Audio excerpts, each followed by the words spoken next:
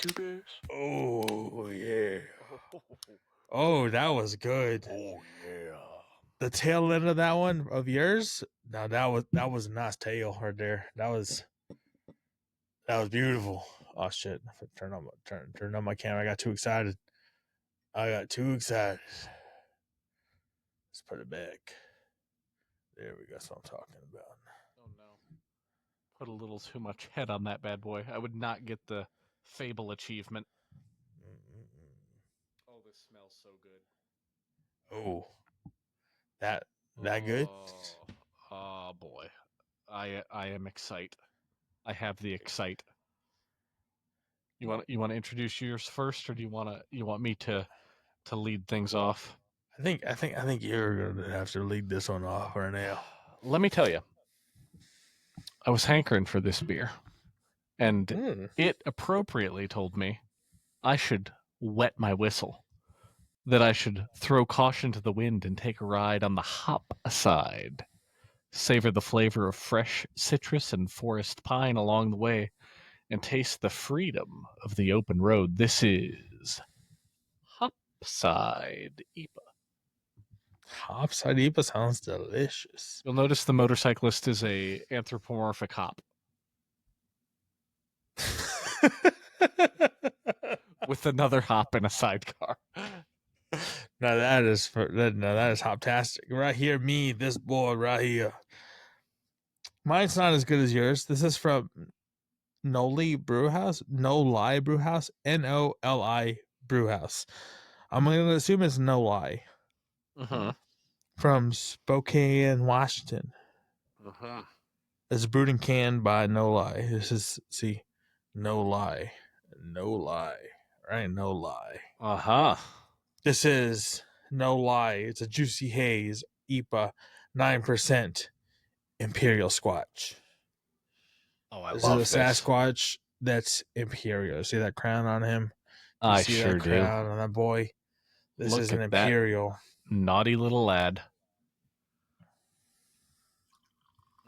Oh. I was not expecting that color. Oh, I'm intrigued now.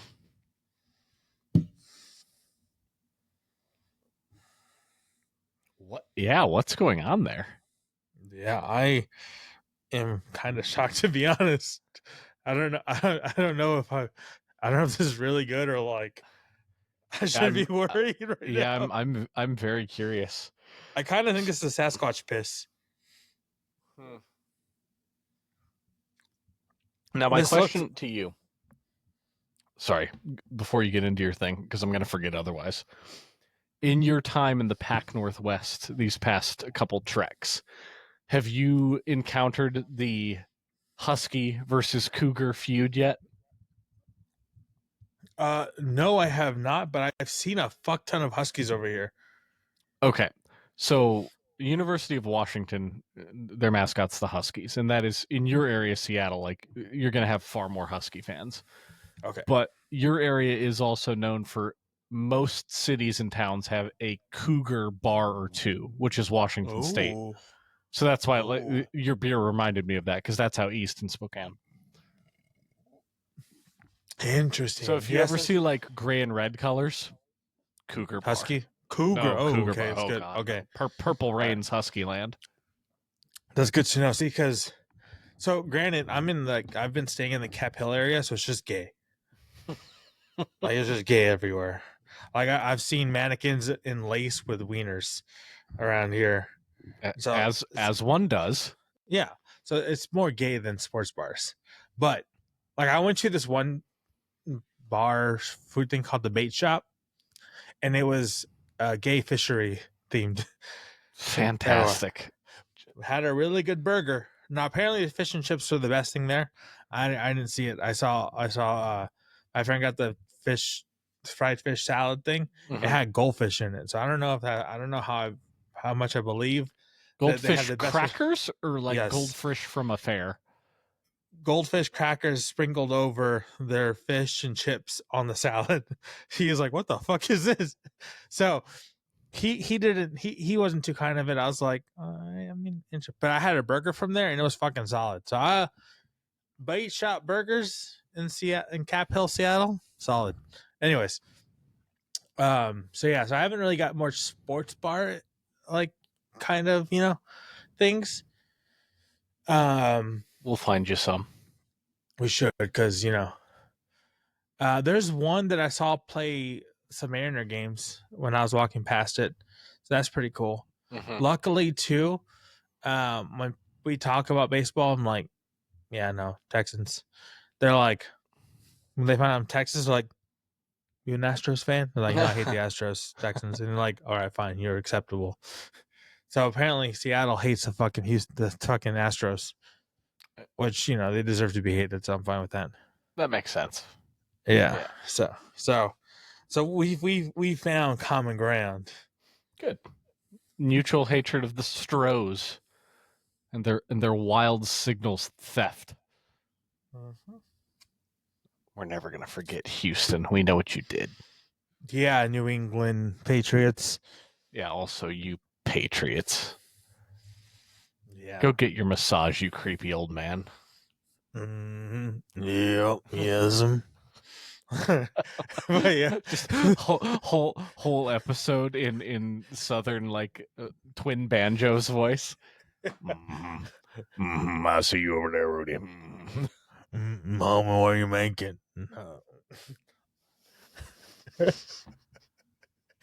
Joe Dirt. Oh no, Dirt. Not Mama. What are you making? Make it stop. Yeah. You remember Joe Dirt? Joe Dirt was wild. I great mullet. Also, the bit with the meteorite that was just like the frozen airplane poop. Still trinkles around in the back of the old noggin. The ketchup and the fries on top. I forgot about that. Yeah, that was awful. My favorite though is the one like Bayou, Louisiana guy that's like yeah, Bobby on in the Water Boy when he's like also in Joe Dirt and he goes back to his home and he's like, this is my home. And he's like, homo, what are you making? And he's like, you like to see homos naked? He's like, no, homo, what are you making? Oh, so good. This is one too many Adam Sandler references on this podcast for my liking. We've given him enough free promotion. Dude, Adam Sandler, as shitty as his movies are now, he's done a lot of good in the world, even though I never gave him credit until I was nostalgia baiting. It's good. Ye old nostalgia bait. Was it South Park, the whole member berries? You remember? Member? You remember?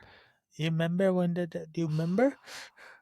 That's fair because I saw all fucking remakes and shit for the longest time for like a lot of shit. Star Wars, fucking, yeah, a lot of it. Not just all the Disney stuff, all everything. It's just like member. When is the last time you saw a movie that was not based off of an existing property and or a straight remake?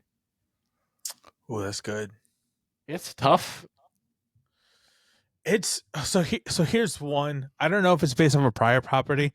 I just watched this with the Tiger last night because she's been telling me to watch it. Have you watched the movie Barbarian? Yeah, I love Barbarian. That's a good example. The Airbnb with Jake Gyllenhaal and everything. Jake Gyllenhaal. That might be different. Maybe it's not Barbarian. I'm pretty sure it's called the Barbarian. It's an Airbnb. It's Airbnb, but it's Justin Long. Justin Long. I don't know why I keep calling Justin Long Jake Gyllenhaal. I did it all yesterday too. But Justin Long, Brian Sinclair from fucking Zack and Mary Make a Porno. Justin Long. Yeah. So I don't know why I keep saying Jake Gyllenhaal. That's a great movie. Absolutely love that movie. Most random fucking assortment of things ever. Did not expect fucking any of it at all. Like it just took. Okay, so when I first see it, I'm like, all right, fucking it clown, bad guy. Not the bad guy. All right. And then it's like, oh, you're not the main character. We're doing a whole nother story. Like, oh, okay, all right. And then you get this fucking hanging booby lady just swinging around. And I'm like, where the fuck did you come from? Yeah. And then it's the random throwbacks that still work for some reason, even though it feels like it's just thrown in there, like the random like shift back. But it kind of still works. It's what makes it even weirder. And then the random homeless guy has a callback to like, and it's like, huh. That's a great example because that is a really good original concept. The way they split it up, it does feel like almost a couple different movies mashed together. But it works. Absolutely. All right, people that don't want Barbarian spoilers, stop listening now because I'm going to ruin the whole movie. So after the whole basement search and the tunnel reveal and all that stuff happens, and they go deeper and deeper into it, and the, like you said, the weird booby lady in the pit and all that shit. That is because it almost goes from like a weird kidnapping kind of rapey sexual assault, what's going to happen, that kind of vibe, to, oh, this like a monster thing, to, is it just really sad and it's this poor booby monster lady just being abused by some fucking weird old white guy in a station wagon? Because it's just horrible, but very entertaining. It is all odd. Like, it's what makes it more odd is that it works. I went into it blind because I was told to, and I'm really glad I did, because I think if someone tried to explain it to me and then I watched it, I would have enjoyed it much less. Yeah, because all the tiger told me is like, you need to watch this movie.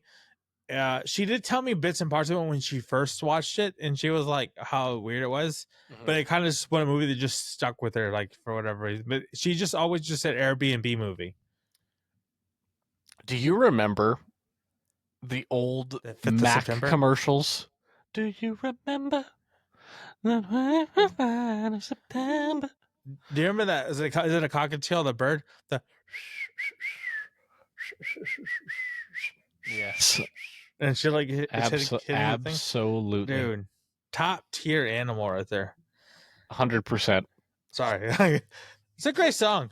It really is. But no, so I'm thinking of Justin Long, and like that series of Mac commercials that was out, was he was like the cool Mac, and they had that other comedian BPC, and he was very straight lace, and and he was holy like, shit. That was, I think that line of commercials is what carved out the path for Apple being kind of the trend culty thing that it is today. Because that's so true. Oh, that's so good. Yeah, that's those are damn good commercials. They're outstanding because every one of them, you're just like, damn, do I want to, like, even if you knew better, even if you were someone that was into computers and you're like, I don't really need a Mac, they made you want one. You're like, shit, do I want an iPod? Like, dude, the funniest thing was like during that time, I guess like 2013, if not, 2012, 2013. Like, I had a Mac, but I had learned editing stuff on a Mac, so I just was like, I'm gonna get a Mac because I like learned it on there. But like, I had an Android phone. Everything else was like Mac based. Like, I knew, I even had a little laptop that was like a fucking HP, like, So, but I had a Mac desktop. Going back even further, because I think this is more in line with when those commercials started, like more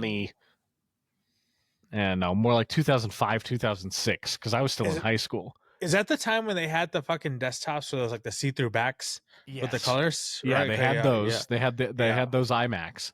But specifically, this was when iPods were still around. So like the first iPhone hadn't come out quite yet. Yeah. iPods and like because there was all the various things, right? There was the original one with the cool tactile wheelie.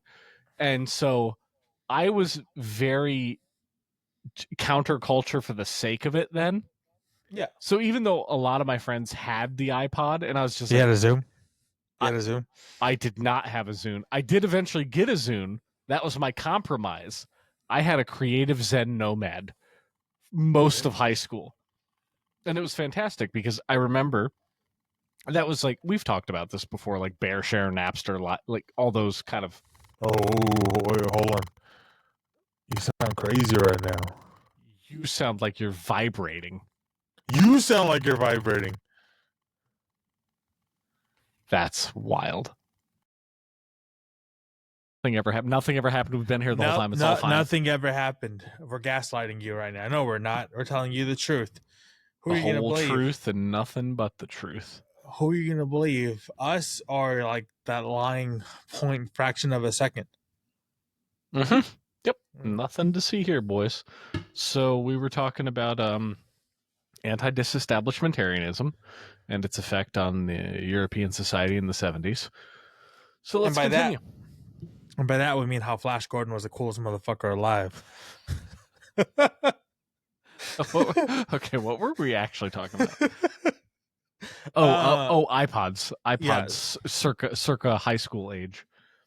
So yeah, I was saying I had a creative Zen Nomad because I distinctly know what those were. Okay, so that was around the time where the max storage iPod was like 16 gigs, maybe 32. Like that was the biggest one.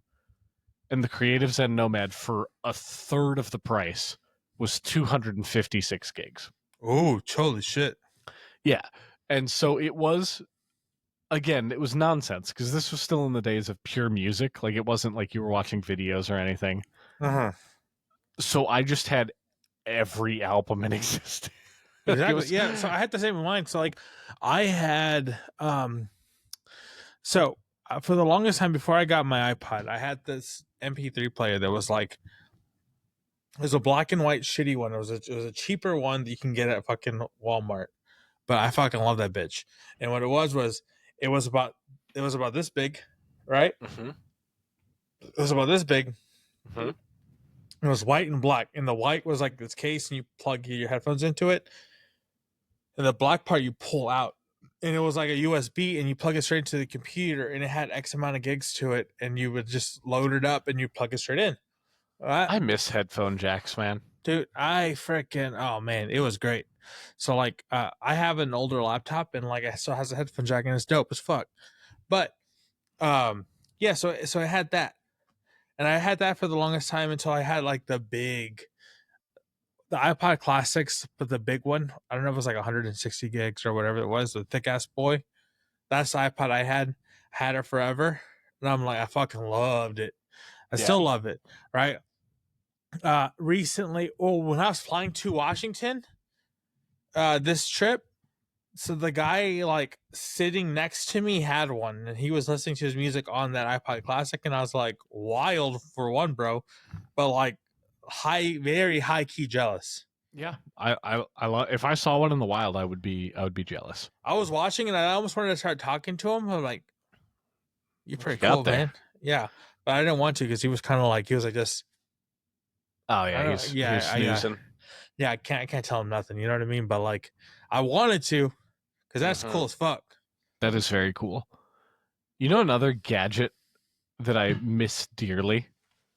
PSP.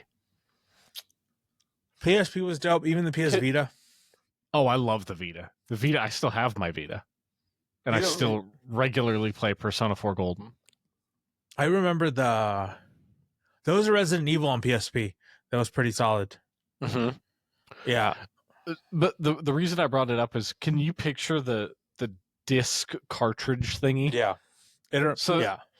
Am I the only one that foolishly thought that was like an external thing and the disc was supposed to come out of it? I didn't think it's supposed to come out of it, but I wanted to take the disc out. I tried so hard. I was like, how do I? And then I was like, wait, oh no. But it got me. I was very confused. I did not understand that at all. Yeah, I assumed it was like the cartridge, but I wanted to take the disc out. Do you remember, so much less known, but like I loved, but much less known, and they had that fucking, it was something surfer. It was like some on there that was dope, and it was in a movie, but I think it was like Ninja Surfer or some shit like that. But the Sega Saturn, do you remember that? I remember the Saturn. I can't think of a game about a surfer.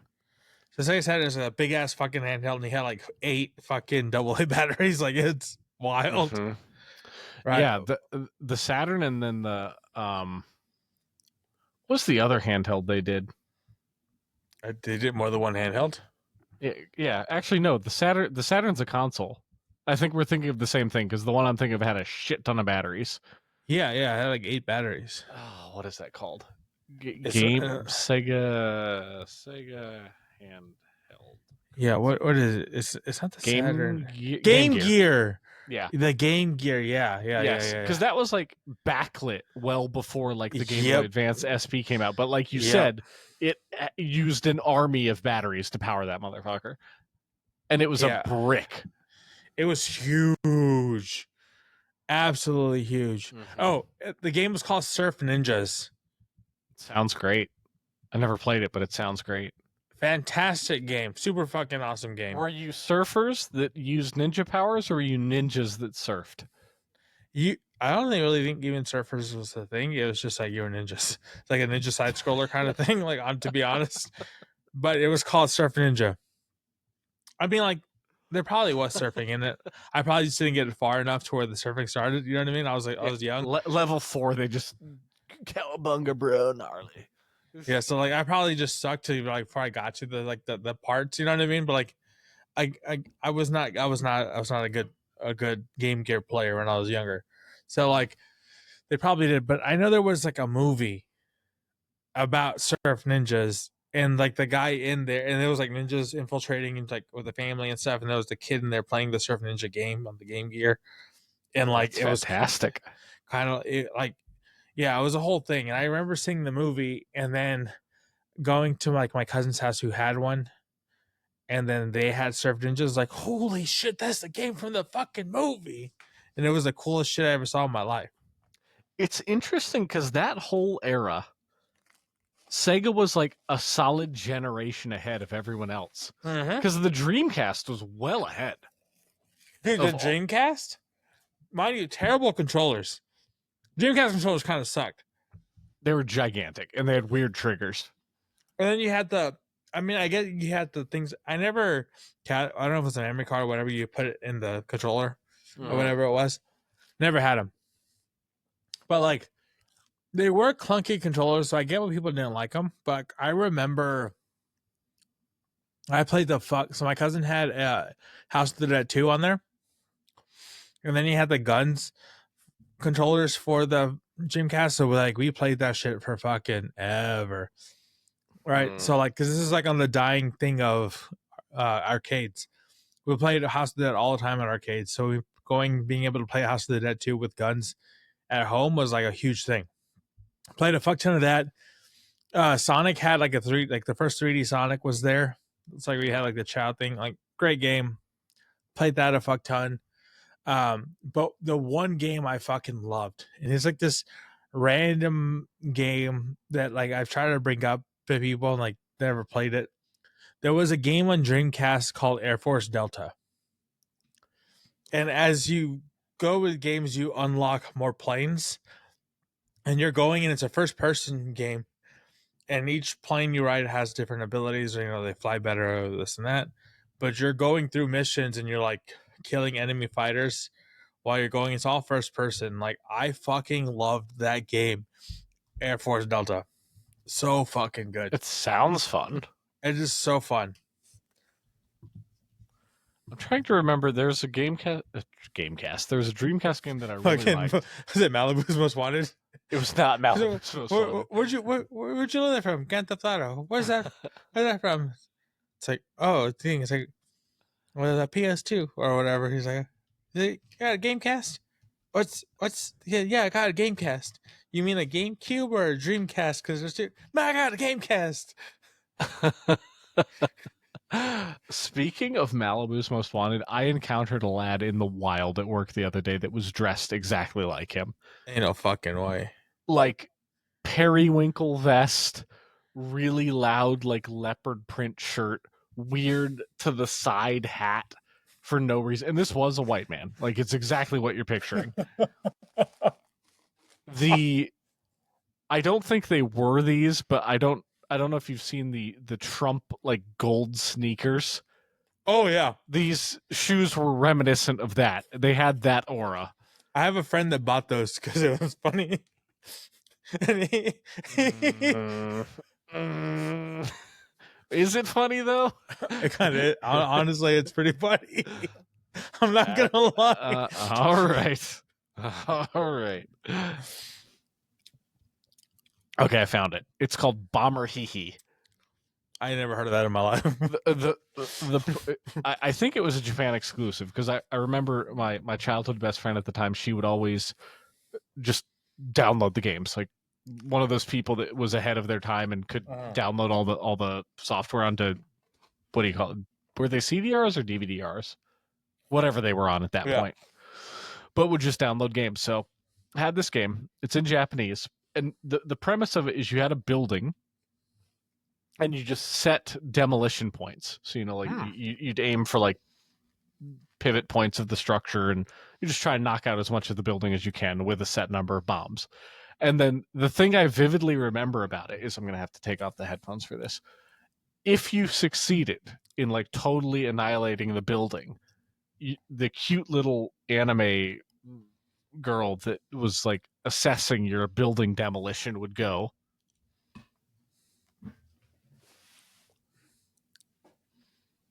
choo, like that. It was always just like a spin out of nowhere, like, and just one of these, and choo. And so every time I see a building like on TV get demolished, I'm like, choo. So how many chews did it take for Building 7 to fall? A singular chew. And every time I do see one of the 9/11 memes, that goes through my head. Chew. I sent you a delightful Seattle bar that has a twin pint towers. Oh, have you seen places with like the yard of beer? So like so it's that. It's two towers of beer, and then they have a little flight of shots, but they're carried in a plane thing. Like the server brings it out to the beer towers like that. I'm like, okay, good on you. Now if the server comes out, a long way. Now if the server comes out and like, here comes the airplane, would be even better. I wasn't listening with sound on, so I suspect there's a chance they might have done that. If they do that, oh my god. So here's the thing. I'll get it when I get my second beer. Recently bought for city walking, I bought shoes, wireless lavalier mics. Oh, for receivers. So once old Grizz has to move to old Washington and you come visit, that means we can have 2B guerrilla fashion, style at bars and or at breweries. Gorilla style. I love it.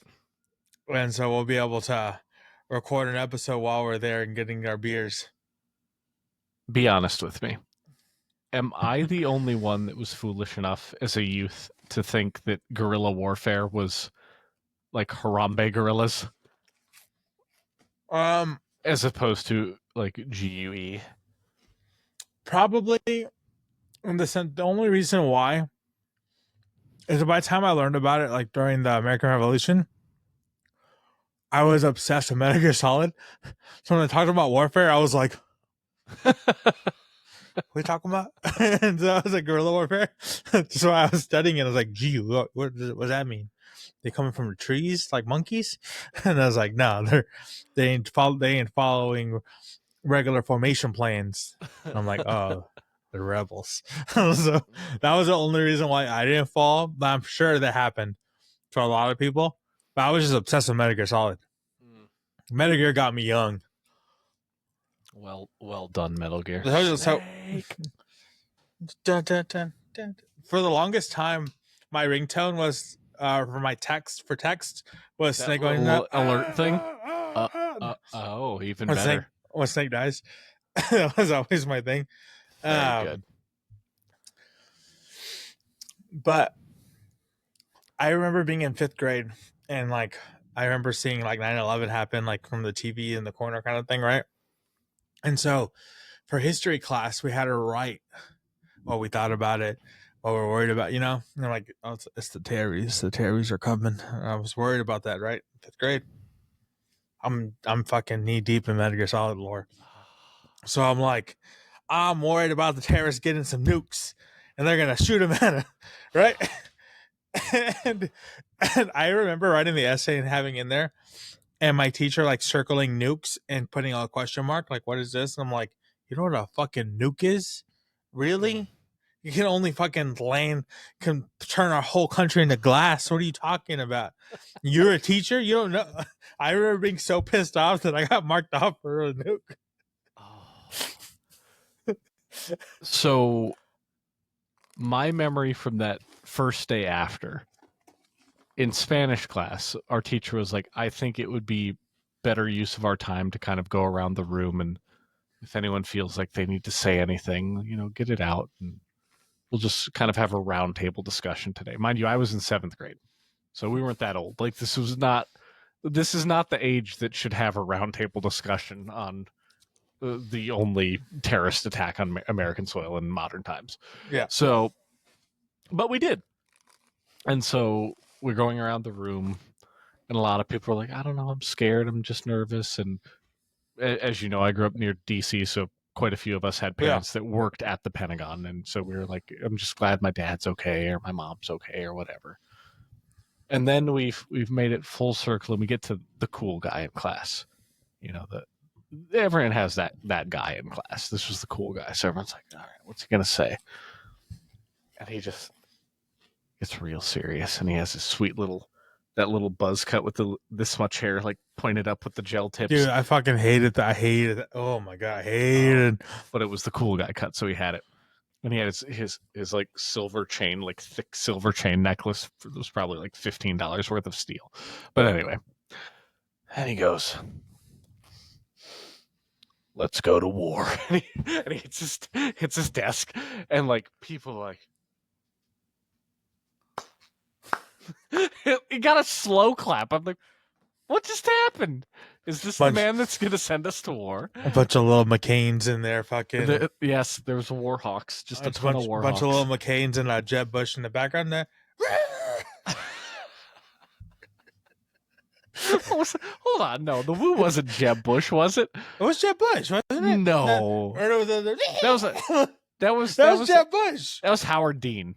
No fucking way. Was Howard Dean? Hold on, I'm pretty sure. Didn't Jeb Bush do it? No, it probably was Howard Dean. Jeb Bush was just a really shitty person. Because if it's what I'm thinking of, the Howard Dean clip was him getting excited about his campaign trail. He's like, we're going to Missouri and Iowa and Nebraska and Tennessee. Because that was it. Because he was like on the top. He was like the front runner. Everybody was. And then he went the... and then he just died. Destroyed his campaign. Absolutely ruined his campaign. To think your entire campaign to run to like be a figurehead of a country is ruined by a it totally was Howard Dean. I don't know, I always like put Jeb Bush in there, but Jeb Bush didn't make it to anything because that was during like the time when Trump came in. It has Jeb Bush energy. It really does have Jeb Bush energy, but like Jeb Bush was just outchatted by like that was around all like the real meme energy with Trump. So it was always like you would have been in prison and like all the other stuff, and like so like he was just completely outclassed and outshadowed. It was Howard Dean. Have you seen any of these old political clips circulating where it's Romney and Obama's debate or Obama and McCain, and they just kind of clip the things where they're just really cordial with each other? Yeah. And McCain being like, no, I'm not going to say that about him. He's a good man. He's a family man. I think we just have different worldviews. And you're like, what the fuck? Well, well, people forget. So like, here's the thing. When I talk to people and like, they're in their 20s, this is like the first election they ever like had a thing was like Trump or Biden. And I'm like, so they have no thing of what it was like before. Because you had to think like what 2016 was fucking nearly 10 years ago. So nearly a decade ago. Like that's wild. Yeah. Do you think that like where I started giving a fuck when I was like a teenager was like fucking Occupy Wall Street. And half the motherfuckers don't even know what that is. Yep. So that's insane.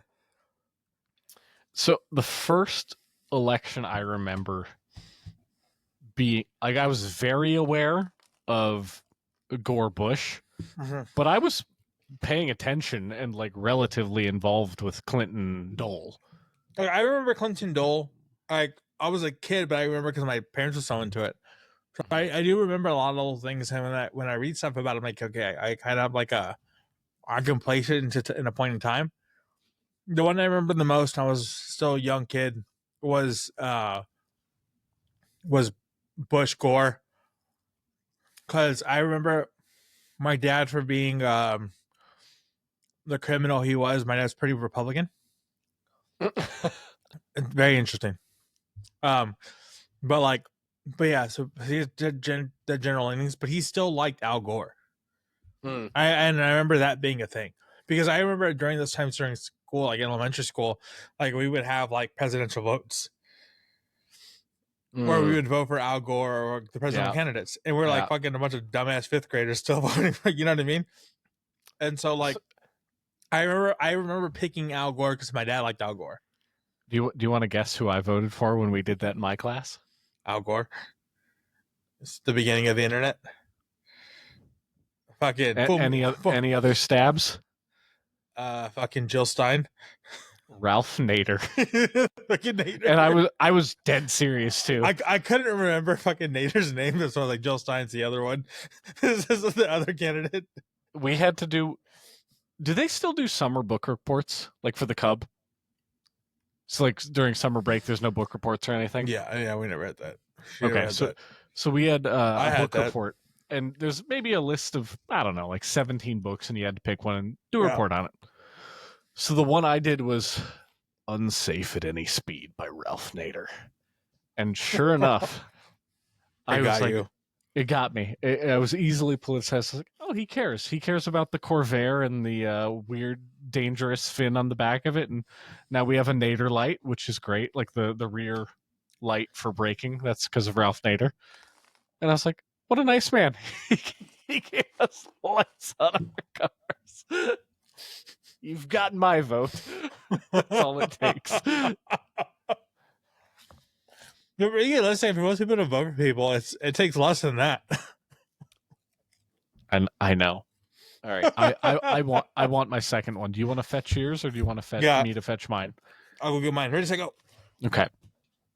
So I suspect that our beloved Grizz is perhaps what some would call a communist, and I think he is a big Che Guevara fan. I hit my heel and it hurt me. Oh no, that's not good at all. I tried to just muscle through it, but I had to tell you before I put my headphones on. I was just telling the people that you're a lovely man, and we're lucky to have you. Well, thank you. I appreciate that. I'm gonna go grab mine. I'll be right back. I Bear's a lovely man, and we're lucky to have him too. He's a good fella. Through thick and thin. He's a good guy. I'm pretty sure he said something really bad about me, so I'm gonna just say really good things about him to make him feel better when he hears this. Well, Ice Bear. There's a lot of good things in my life I can attribute to him. He's a great guy. Deathly in his debt. Did I tell you that the seal made Filipino spaghetti tonight? Did I get a little bit of ketchup in it? Oh no, we got the Filipino spaghetti sauce, and instead of hot dogs, did it with longanisa. Oh fuck! Holy shit! It's so good. Damn. Yeah, it was very tasty. I don't know if it's a Filipino thing, but like banana ketchup, you know what I'm talking about? Uh-huh. Dude, oh my god, bro. That's pretty much what the Filipino spaghetti sauce is. It's tomato paste, shit ton of sugar. But fucking banana ketchup, Filipino banana ketchup. I'm assuming it's Filipino. I've only ever had it with Filipinos. Oh my god, it's just fucking. If I had a gun to my head and I could only have one sauce for the rest of my life, Ooh, that's actually kind of hard for me, to be honest. Okay, all right. Here, there's a gun to your head. What kind of sauce? Give me top 3. You have doesn't matter. You have 3 condiments the rest of your life. Oh, condiments, not just so not like dish sauces, just condiments. Condiments in general. Okay. Changes my answer because I was thinking sauces like Alfredo sauce. I was thinking like bolognese. Like, okay, we take those out. We do condiments, easy. Ketchup, spicy ketchup. Go spicy ketchup, Worcestershire, and fucking I guess salsa sauce. Sure. Yeah. Fuck. Okay. Those are all good answers. If salsa, okay. Ketchup. You gave them the gun. No, you can't redo it. The gun was to your head. Those are your answers. I asked if salsa was the sauce, and I said yes, and you said it. Okay, well I didn't pick it. So, okay. So if salsa was a sauce, I'm going ketchup, salsa, and something else. But if it's not a sauce, I'm not going. But ketchup, Worcestershire or salsa, but then Kewpie mayo is number 3. I bet the seal would pick that. I'm gonna have to ask her when we're done. Kewpie mayo? Kewpie mayo is very good. I'm not gonna say it's not. But you ready for this? Or it's all ranch. I'm fine with all ranch either, too. Okay, this first one easy, no brainer for me. Mang Tomas. Oh, done. Fuck. Second one, Chick-fil-A Polynesian sauce. Is that like a Canadian thing, or is that over here too? You for sure have it there. Okay, because I've only had Chick-fil-A like 4 times in my life. So, I would bathe in Polynesian sauce. It's fantastic. Chick-fil-A Polynesian sauce. All right. And last but not least, shit, it might be Kewpie mayo. Kewpie mayo is a fucking thing of the gods. I'm talking about like Kewpie mayo. The seal does a really good crab salad with it, and it's fantastic. Real I think crab it is or imitation crab. Imitation normally, which I prefer to real crab.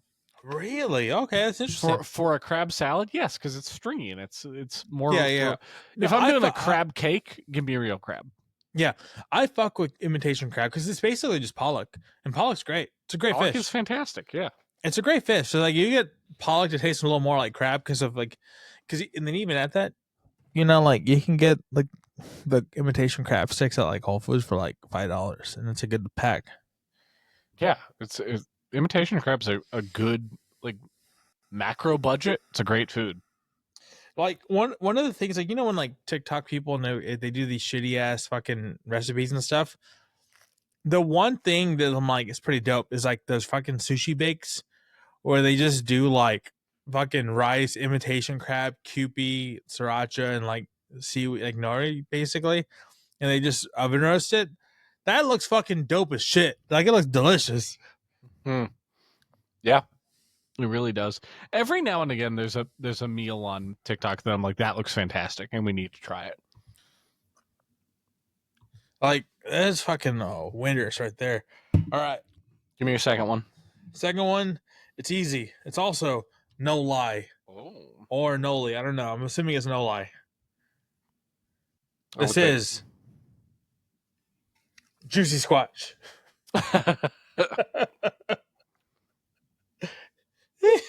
It is juicy. It's an 8.5. This is an imperial haze, not a juicy haze. So slightly stronger.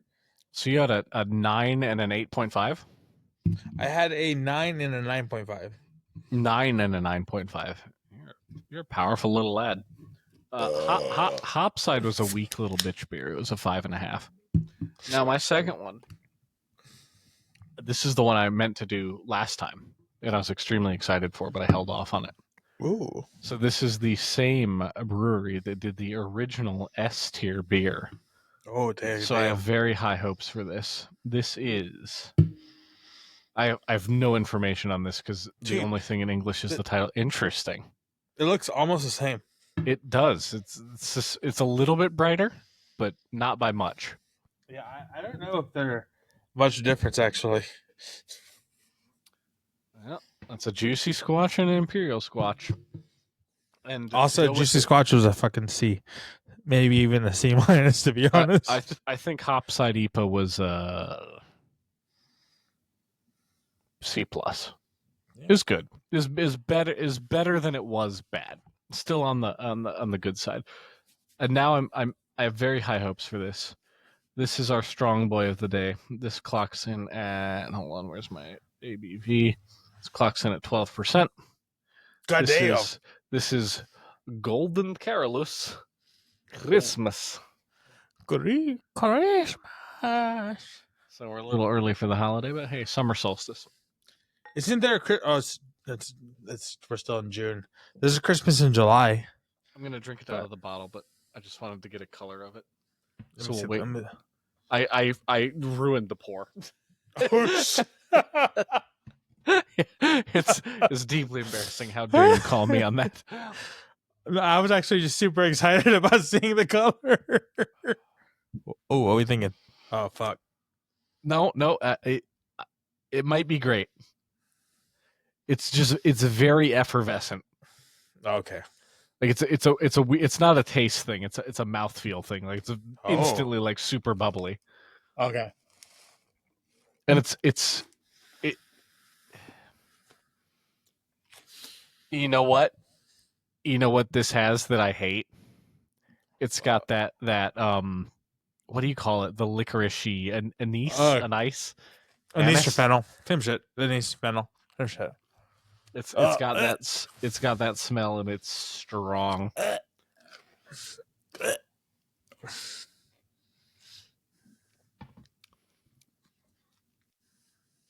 Man.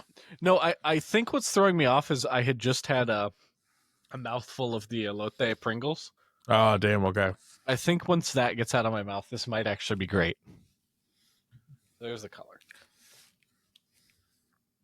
Yeah, I don't know, man. Like anise in anything outside of like Italian sausage. It's not on the ingredients list, which is interesting. It says water, barley malt, wheat malt, sugar, brown sugar, yeast, hops, spices. Oh, spices. Yeah, there you go. Yeah, it's in there. It's in there.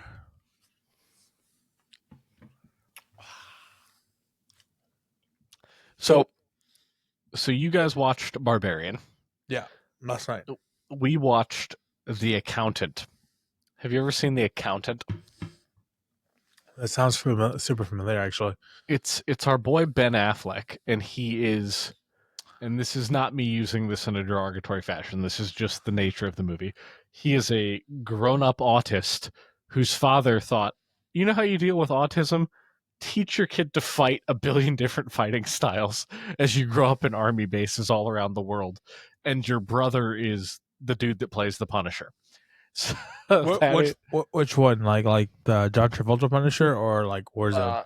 John Berthero, the show. Oh, okay.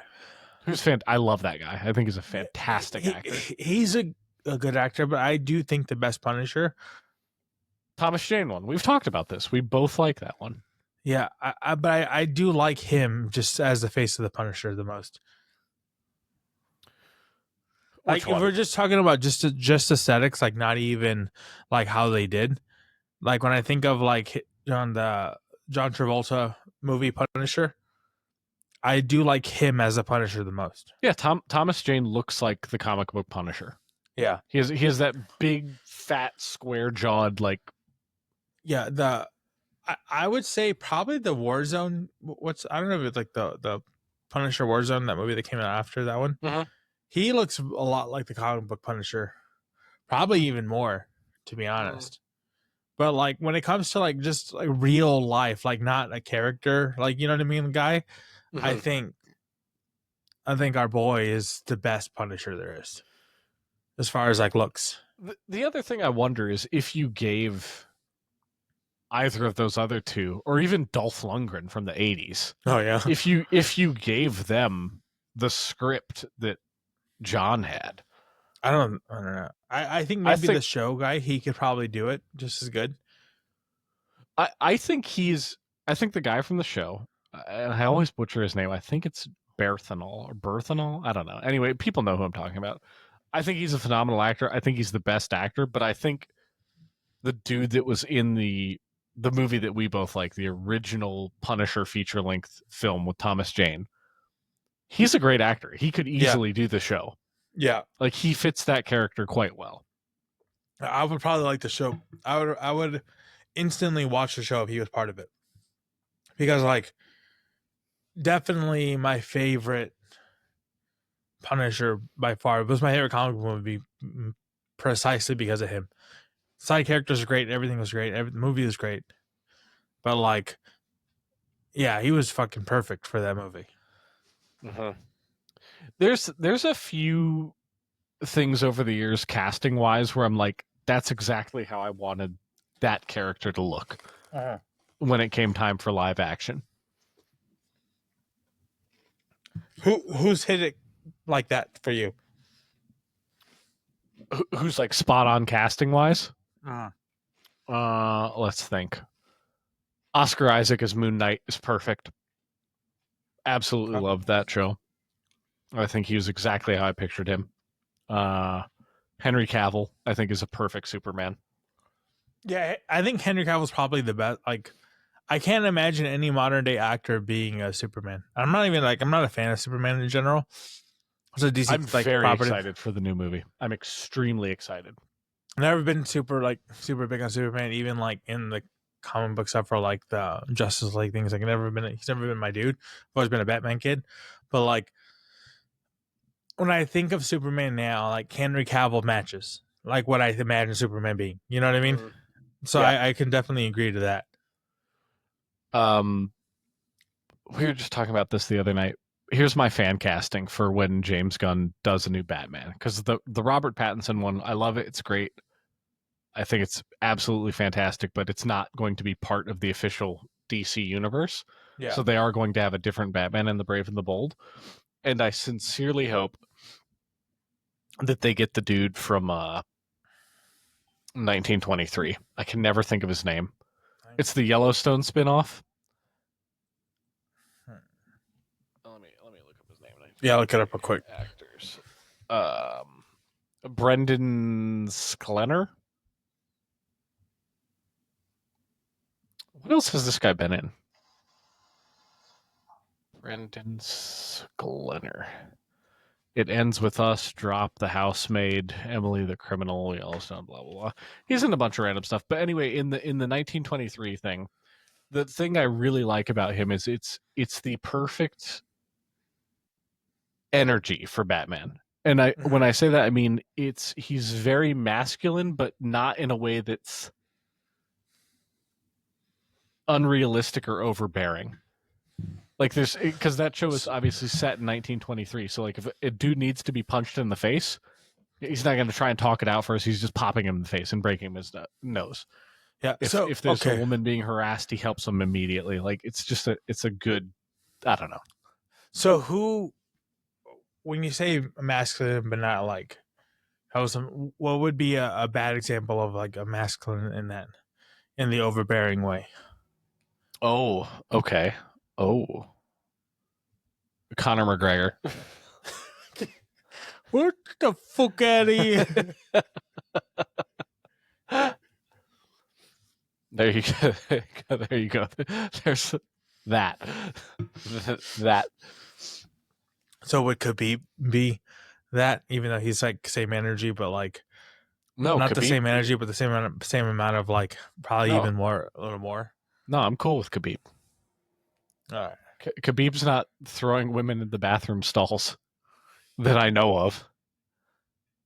Khabib's not trying to square up with random NBA players on the sideline for no reason. So I'm fine.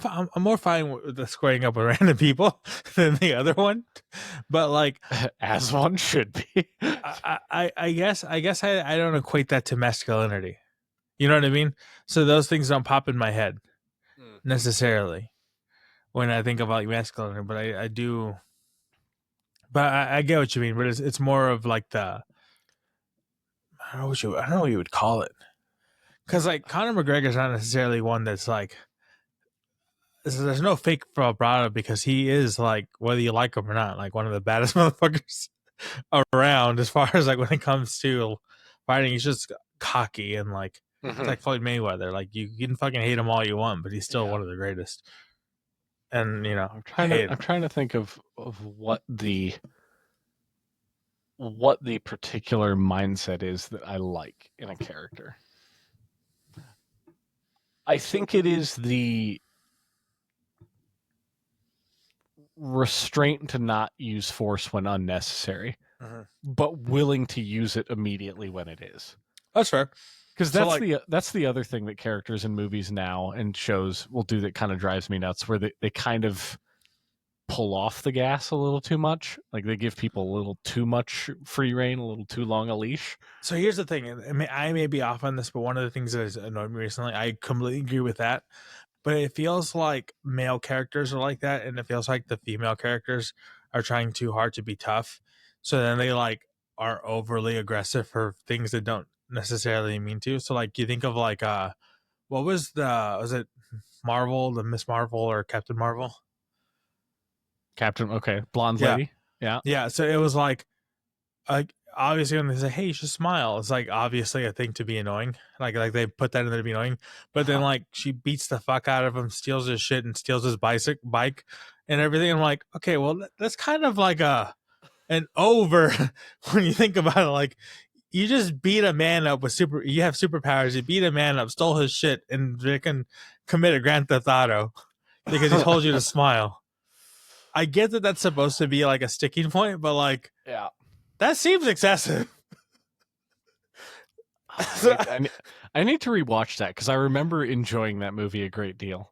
Because I feel like it's one of those where they're trying to make the female characters more masculine, so they like do like this shitty, again, like the Conor McGregor kind of like little things of like being masculine, and then they make the other guys more stoic, and then like they let way too much shit slide. Like it feels weird. I don't know. Yeah, I guess it's just it boils down to not realism, because there are people at weird extremes like that. Just a more measured reaction to things. So, you know who's like completely not realistic in any way, shape, or form, but fucking amazing? That is extreme. Rorschach from Watchmen. Oh, very good example. Rorschach, yes. Completely extreme. He's a fucking absolutist freaking type thing, like black or white, wrong or right, kind of like just judgment thing. He's completely like not realistic in that sense, but an absolute amazing character. He's a fucking brute, brutal as fuck, but still like measured in all the right ways. I'm doubly inspired. One, I now want to rewatch Watchmen because I haven't seen that in probably 15 years. It's been a very long. I need to rewatch that now through the lens of an adult that has a little more jaded. The other thing that makes me want to rewatch that I feel like both of us would love it if we watched it today is V for Vendetta. Oh yeah.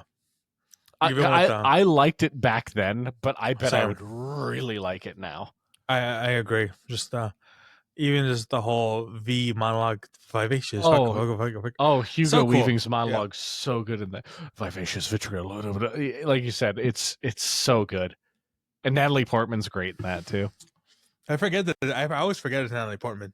To be honest, but yeah, she was great. The movie was fantastic. From what I remember, I haven't seen in like a decade or two. But from what I remember, fantastic. I wonder how hard that hits for our Brit Bong listeners now that they're really in pretty much a surveillance state. It's true. Here's the thing though, like when people like talk about all this stuff, they're so like in their diatribe of like what side they are thing, they don't even realize that they're in a surveillance or whatever, like the over encompassing thing, and it's like, well, yeah. That was such a good one. That was so like I love V for Vendetta. The whole Guy Fawkes mask is super cool. It's really also kind of funny that like Guy Fawkes is a figurehead for like some anarchists and stuff, and like the anonymous thing. But like Guy Fawkes was like, he was like a Catholic fundamentalist, where he's like, the government's not being religious enough. I'm gonna overthrow this motherfucker. And so I'm like, So that's kind of funny. You're not supposed to know about that. Yeah. You're not supposed to remember the 5th of November, the gunpowder treason and plot. You're Yeah. not supposed to know that whole thing. So like, but it's pretty dope. I'll give him that. It's so fucking cool shit. Yeah, it really is.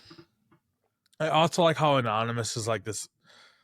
People treated like this whole organization when it was just basically like Anon from fucking 4chan.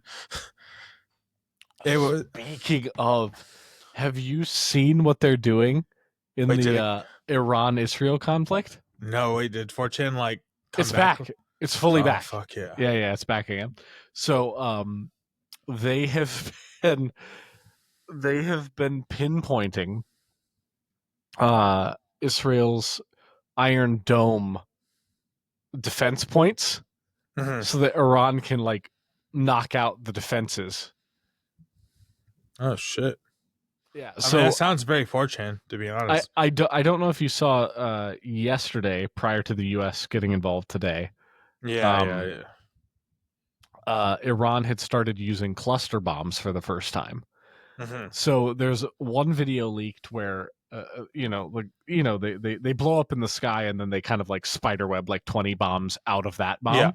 Yeah. And one of them was just a direct hit on the Iron Dome defense missile thing. It just blew up that whole street corner. It was wild to watch. But yeah, apparently that was because of 4chan just being like, we got you, we'll find the thing.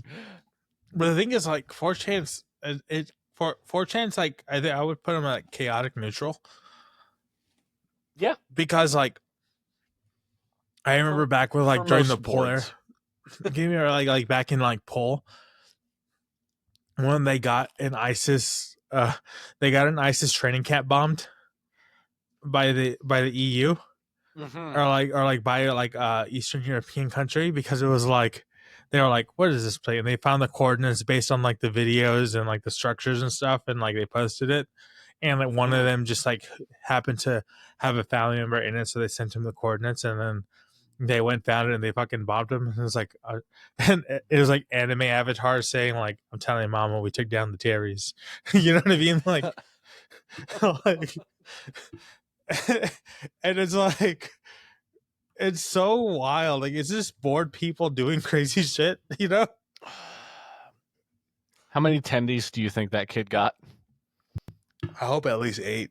At least 8 tendies for dinner. For taking down the Terrys. Mom, give me tendies. I took down the Terrys. Dude, I just watched, I don't know, this is a meme. I don't know what part of South Park it was. It was a gym page posted. It was like when you like go home or whatever, and it's like having 300 grams of protein and 1,000 milligrams of caffeine or some shit. And it was Cartman inside the restroom with the toilet, and he has like the leather fucking switch, and he's like walking around. He's like, "Oh, you like that?" And he's like hitting the toilet. Like, you're gonna take it, and he's like hitting the toilet. Oh God, no. It is amazing that show has been able to produce timely episodes for 20 years now. Yeah, like the way they produce when the seasons are on, they are referencing things that happened like 5 days ago. Yeah, it's true. It's amazing how quick they're able to crank out an episode. That's really true. I guess it helps when you have like 2 guys doing 95% of your voice acting, because it's pretty much all Trey and Matt do most of it, I think. Yeah, I'm pretty sure they do all of it, basically all of it. Which is very true. Do you remember like their COVID special was great? The fucking Made in China one was amazing. Or no, it was banned in China. The banned in China when it was like the band, and yep, super solid. I'm trying to think. In recent memory, the one that made me laugh the hardest was the what's the one guy's dad that starts the weed farm? Is that Stan's dad or Kyle's dad? Stan's dad? Pretty sure Stan.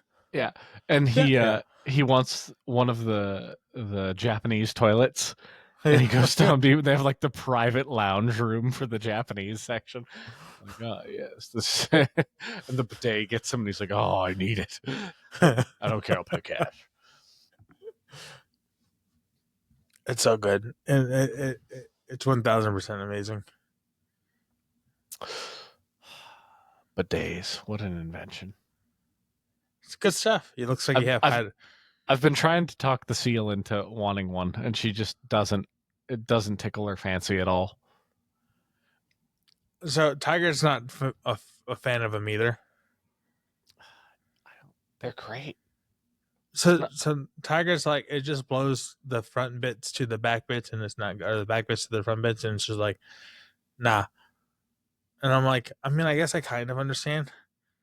I only got one bits, and those bits need cleaning, and it's perfect. I never thought, it really is kind of I never thought of that.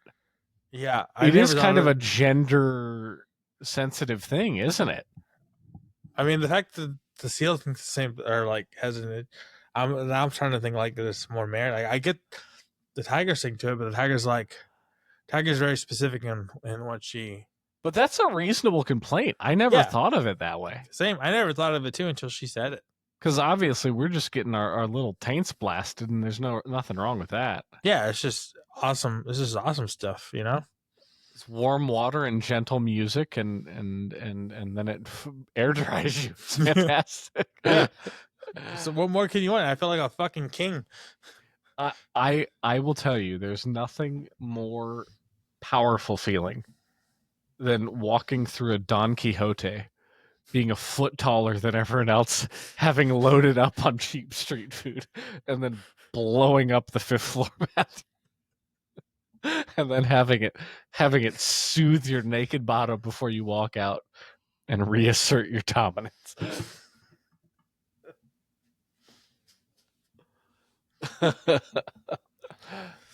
So do you know it's all machine, or do you imagine it's a bunch of little people in there? Now I'm gonna do that. Just time, no, it was clearly a machine. Just blowing you dry. Now for the rest of time, it will be just an army of small little people soothing my bum. We're basically Xerxes in modern times. Because I'm pretty sure this is Xerxes treatment.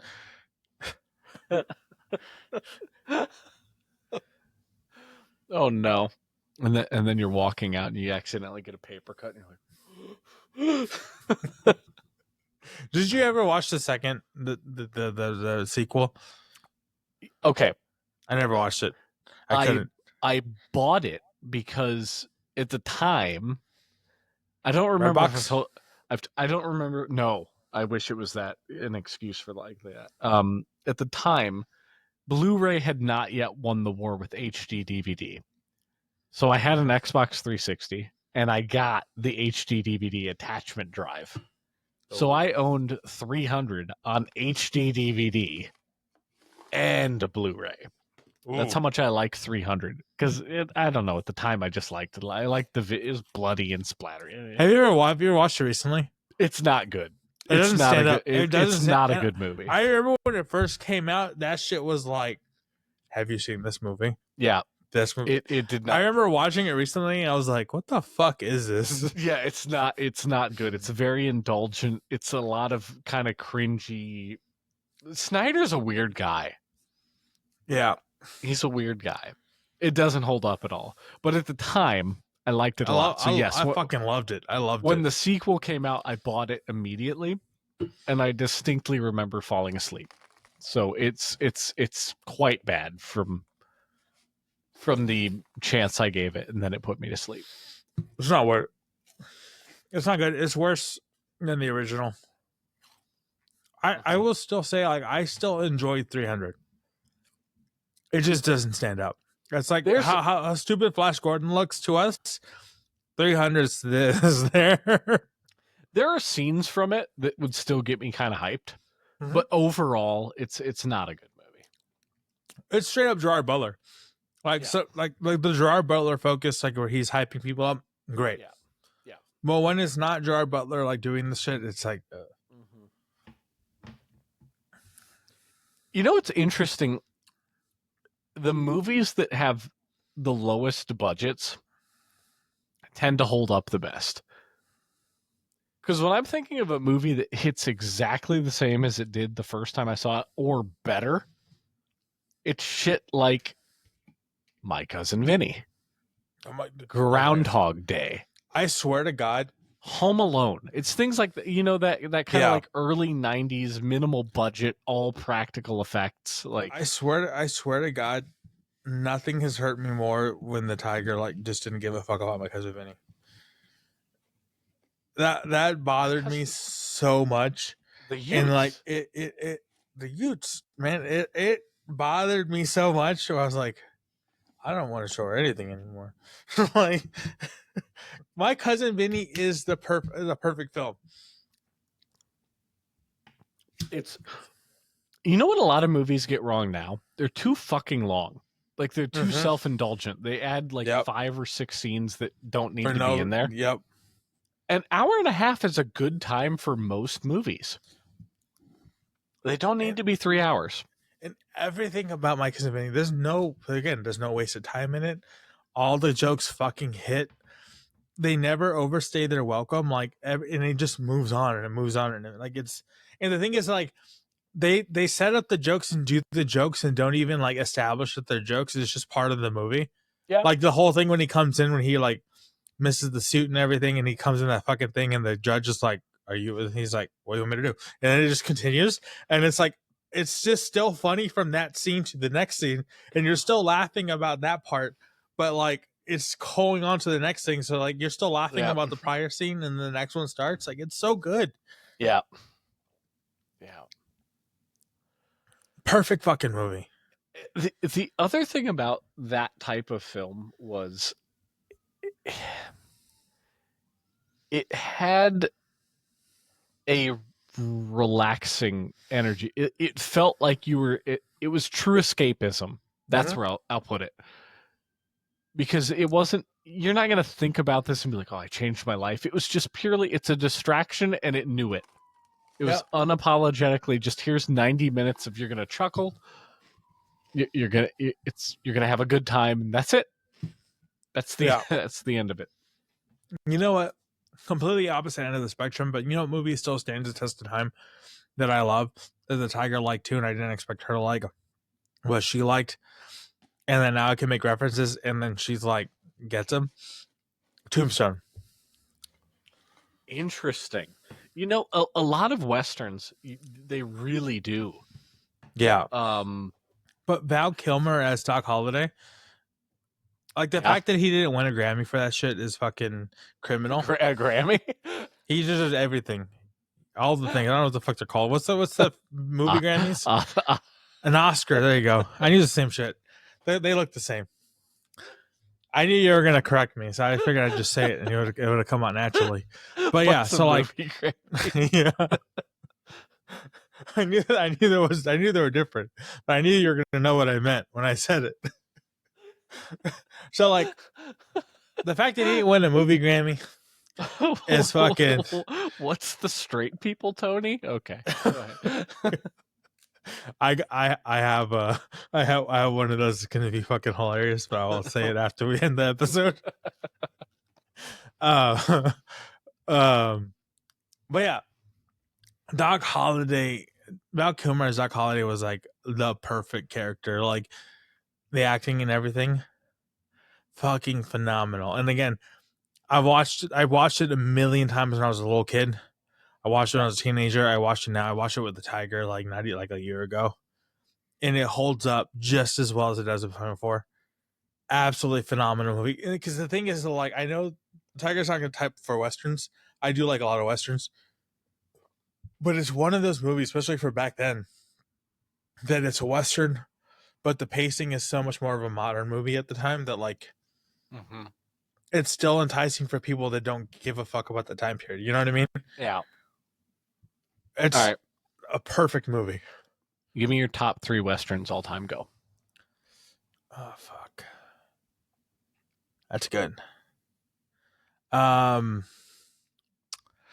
So one that let me pull up this name. The one that I recently watched, and it's not a it's probably not a top 3. But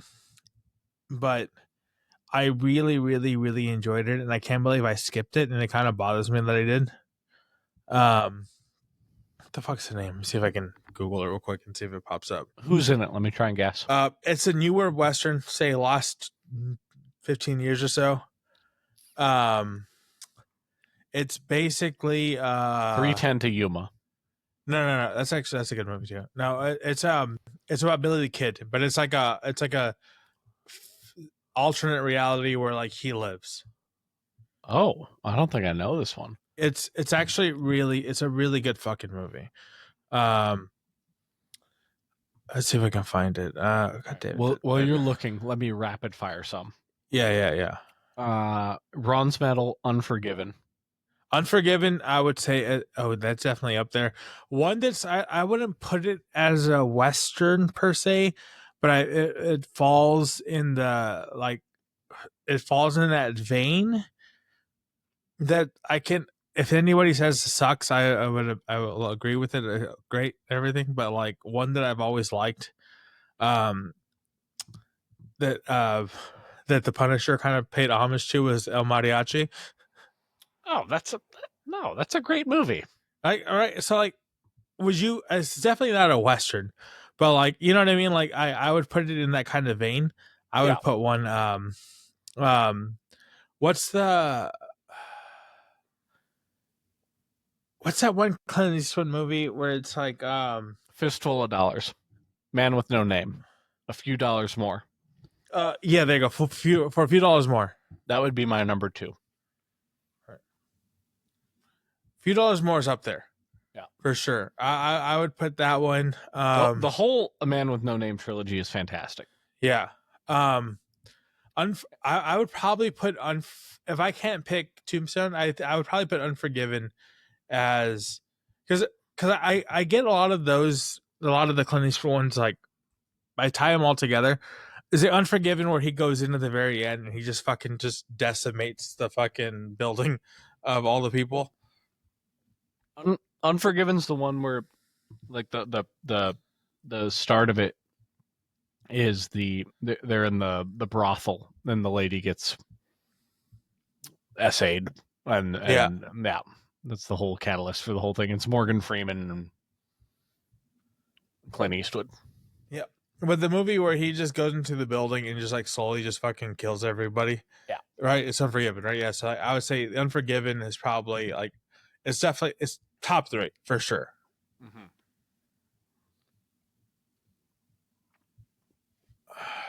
I'm trying to think of another one. I remember Unforgiven's definitely up there.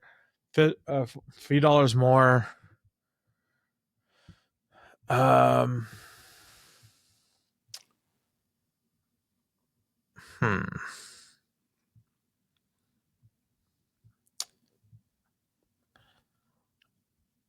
can't think. I don't know why, but I have always liked the original True Grit, like the John Wayne one. Okay, True Grit's great. I do like a lot of, like, as you watch back old John Wayne movies are super hokey, but True Grit was good. Even when was the remake made? It was like 2010 or like 2016 or something. It was like right. Yeah, it was like not that long ago. It was good too. That was both good. of them were really good. Fine. Oh shit! You know which one I really liked when I was younger? It was Good, Bad, and the Ugly. The other Clint Eastwood movie. Oh yeah, that was a good one. That's fantastic. Again, one of those movies that don't fall into like, they're not westerns, right? But like kind of have that vibe was No Country for Old Men. It's more of a serial killer movie, but like it has that vibe. You know what I mean? Dude, Javier Bardem is fantastic. He was great in that. He was probably the best Bond villain I can think of. Yeah, like fantastic. Like again, not a traditional Western by any means, but like it kind of has the vibe of it has that vibe, yeah. And just the air gun, like that they kill cows with, great weapon. Yeah. So, such a good fucking movie. He was a great fucking serial killer. Like, Yeah. in the, Totally believable. I yeah. think Javier Bardem probably has killed people. It looks like it, to be honest. Like how easy, like, because he captures, like, because he's not psychotic by any means. Like, Yep. he makes rational sense to himself completely. Yep. And that's what makes him so great. Mm-hmm. Like, he's not a villain. He's a villain, but he's like in himself thing. Like, he's not acting like a villain. You know, I just thought of another one. And I don't like that I like it because the fan base is generally fairly insufferable. But Django's a good movie, man. So Django, you know what the funny thing is? I've never watched it, but I know a lot of it because of the memes. Mm-hmm. And the memes are great. They're funny. But it's a good movie. I am genuinely not a Tarantino fan. I'm really not. He's that's why that's the other reason I don't want to like it, because I don't like him. He gives me weird vibes, he creeps me out.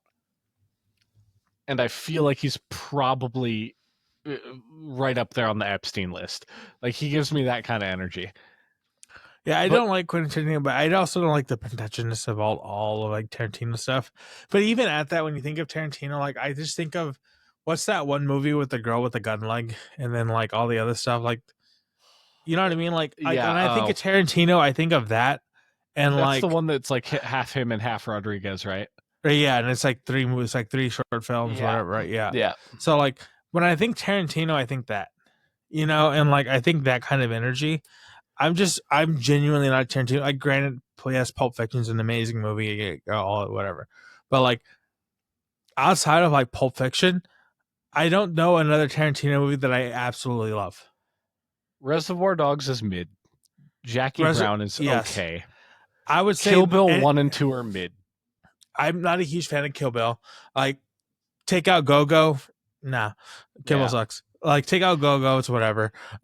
Reservoir Dogs is great, but so many animes did it better. Like, you know what I mean? Okay, so speaking, you know what gives the exact same energy? Tarantino movies and any of the Monogataris with their fucking half-second wall of text bullshit. Yeah, okay. And they're like, we're artsy. So here's the thing. I absolutely love Monogatari. I know you do. That's why I said it, because I want to piss you off. But I know exactly what you mean, though. It's the same. I know exactly what you mean, though. I can give you that, because definitely Araragi, the main character, I could definitely see him as a Tarantino, yeah, I could totally see it. Hope you're ready to read a Plato quote in a millisecond. You better fucking pause it, you chump. The thing is that, like, so Monogatari does that, but Tarantino, like, does that shittily, where like he doesn't even do that. Yes, but like that's he wants to be like, energy.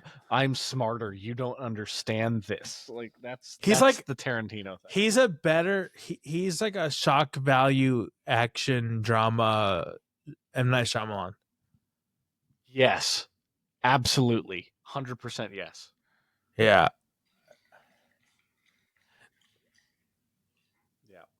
Yeah, that's did the M. Night Shyamalan like die or something?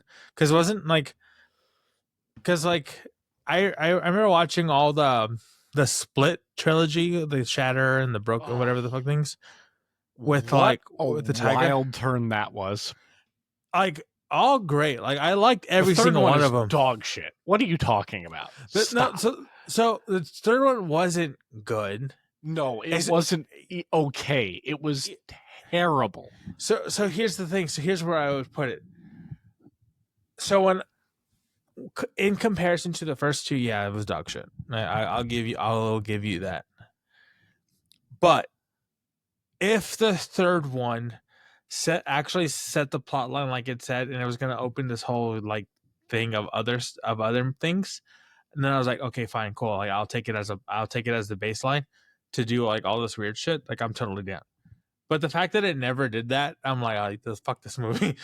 This is a big ass waste of fucking time and a waste of actors. But if it did, and it set the time for like, and you had the thing where they were gonna find the other people that kind of like, you know what I mean? Then I'm like, okay, cool. If that is the start of the Shyamalama-verse, then exactly. Sure. Yeah. Then I'm on board. Yeah, so I was hopeful for that, but then I'm like, bro, this movie came out how long ago? Where's the next one? And it's not here. So because of that, I'm like, fuck this movie. Because compared to the other two, it sucks. I will give it that 1000%. What's the first one with Bruce Willis? What's that one called? Unbreakable? Is it Unbreakable? Was it Split or Shatter? Split is the second one. Split is the one with James McAvoy. Because that's my favorite. Yeah, I think Split's the best. The other thing is, when we watched that, the Seal and I had no idea that was related to it at all. I just thought it was a good movie that had. Yeah. And then at the end, Bruce Willis is in the bar, or not the bar, the diner. Then you find out they're connected. I was like, holy shit. But that movie was phenomenal. Yeah, Split was amazing. Absolutely amazing.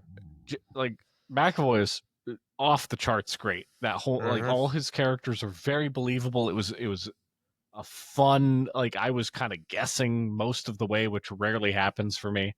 So I loved it. Yeah, fantastic movie. Well, shit. What you got? I got another fucking C-, to be honest. These Sasquatches suck. I'm just telling you, here's one thing. Washington, your Sasquatches are dog shit compared to Oklahoma Sasquatches. That's all I'm saying. You want a Sasquatch, go to Gasquatch in Oklahoma. You'll see a Sasquatch. The Pac Northwest Yetis are failing you. These no lie, the motherfucker full of lies. Ain't nothing imperial or juicy about these squatches. C- for both. Our little boy, our little lad, the golden Carolus of Christmas. This did not live up to its S tier predecessor, but it was not awful. This is another C+, so I'm a double C+ today. I'm a double C-. It's a sad time. All right, mid all around. It was a mid-ass beer week. How are we gonna liven this up? How are we gonna liven this up? Let's end with a livey thing. Hold on. I'm onto something. Let me cook. Give me a minute. Beer's bad. Drink's sad. One thing. Pacers in 7. I don't know why. It doesn't even matter how hard you try. Keep that in mind when I design these beers. Oh, no. Okay, that's all we got. I ain't got nothing. I can't make a Linkin Park reference. All we know, beer sucked this week. What we got? We got to end it with a bang.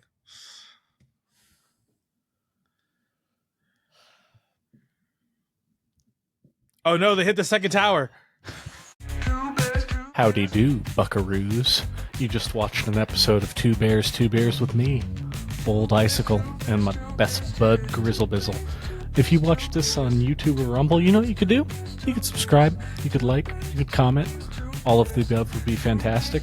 And if you're listening on Spotify or Apple, go ahead and give us a follow. Give us a 5-star review so that we can keep entertaining you with bemusing little diddly diddles and salt licks and tum water. Love you.